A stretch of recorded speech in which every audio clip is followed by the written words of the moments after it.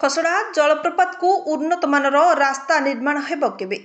प्रसिद्ध पर्यटन स्थल खसड़ा जलप्रपात को एही ऋतु में हजार हजार पर्यटक आसुचंती।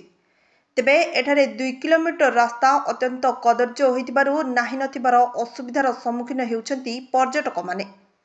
आज राजधानी भुवनेश्वर लक्ष्मीसागर और खंडगिरी अंचल पृथक पृथक भावे दुईटी बस रे गजपति जिला मोहना ब्लॉक स्थित खसड़ा जलप्रपात को आसुथिले खुशी मजारे भोजी करी फेरिबा बेले लगाण वर्षारे संकीर्ण रास्तार उभय पार्श्वरे माटी ओदा थिबा बेले अन्य गाड़ी को साइड देउथिबा बेले रास्ता पार्श्व को खसी पड़िथिला।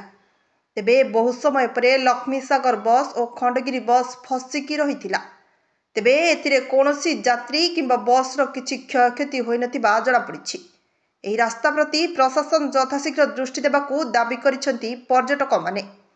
तेबे दीर्घ समय धरी शताधिक पर्यटक असुविधार सम्मुखीन हेउथिबाकू देखिबाकू मिलिछि। गजपति जिल्लारू मनोज कुमार पाणी का रिपोर्ट, ओडिशा डिजिटल न्यूज।